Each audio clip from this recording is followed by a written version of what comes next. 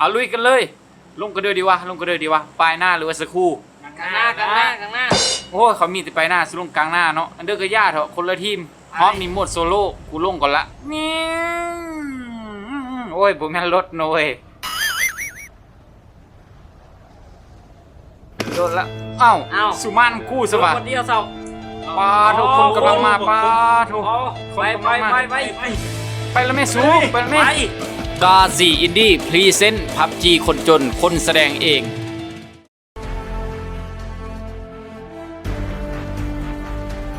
ตอนที่1โหมดโซโล่อุ้ยปืน AW โอ้ปืนโอ้สไนเปอร์อุ้ยกูหลงว่าสไนเปอร์เหรออุ้ยมัวล่ะอู้สโคปซี่โอ้บอกเก็บเสียงโอ้เย็ดเค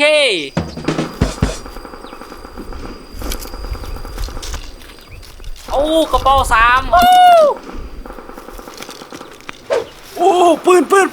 โอ้เห็นแล้วปืน F16 โอ้ปืนสั้นกระเป๋า2สู่ใต้กูบันนี้นะมาโอ้สุจิฟ้ามาได้กูยังพรันปืนนี่ปืนสั้นโอ้สั้นเนาะเท่านั้นทัดเฮ้ยกระเป๋า3 yes เคดักอยู่นี่แล้วกูเห็นมึงแล้วมึงตายนี่กูปั๊มยาก้อนสัวมึงตายอยู่บันนี้นะ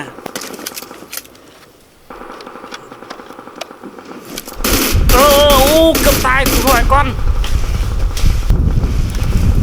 คลิปมาหลายปีคลิปนี้มีสปอนเซอร์แล้วมึงออกมาแม่มึงอะมึงจะตายอะยิงคู่มันเฮ้ยกูมีปืนสั้นกูเข้าจู่โจมเสียเปรียบกูต้องจอบทักแน่มึงตายนี่เก็บอาวุธกูเสียวที่หนึ่งนี่มาทำนี่มาแม่ห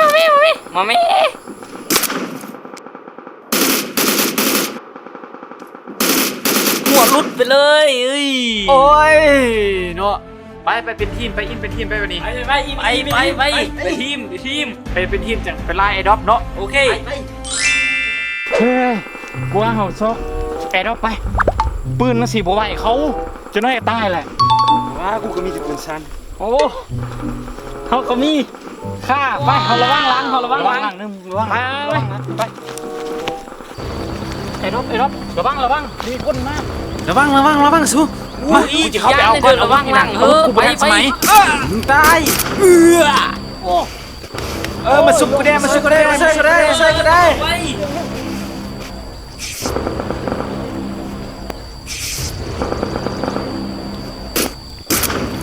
มันยิงมาแต่ทางเด้อวะ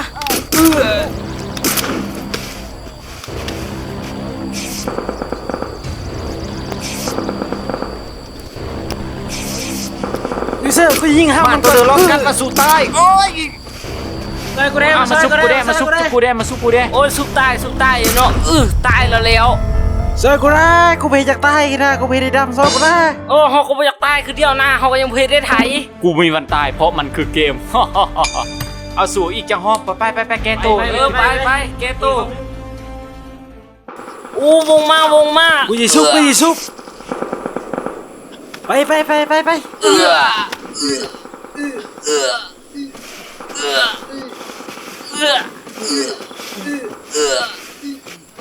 ซอย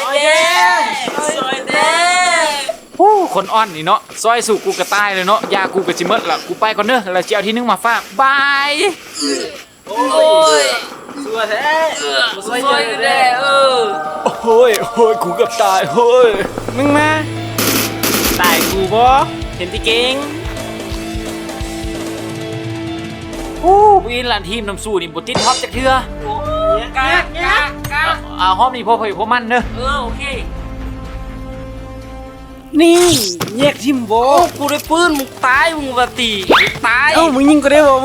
บ่เก่งมึงอยู่ดีๆแม่ปั้นกูไปกินห้ามเลยนี่เห็นสิเก่งลาวอ่ะกูได้ปืนมึงสำเนาะปล่อยสู่กัดเดี๋ยวก่อนเชียบ เฮ้ยแซมแล้วกูได้กินไก่แซมถือว่าจบกันไปสำหรับการลิ้นเกมพับจี้ภาคคนแถคนจริงมาแสดงคิดว่าหลายๆ คนอาจจะเคยเจอสถานการณ์แบบนี้ในการลิ้นเกมตัวนี้ถ้าว่ามักคลิปของพวกเราก็จะลืมให้กำลังใจด้วยการกดไลค์กดแชร์กด Subscribe แล้วอย่าลืมกดกระดิ่งแจ้งเตือนเพื่อจะบ่พลาดคลิปใหม่ๆของพวกเราทีมงาน กาสี เอ็นเด้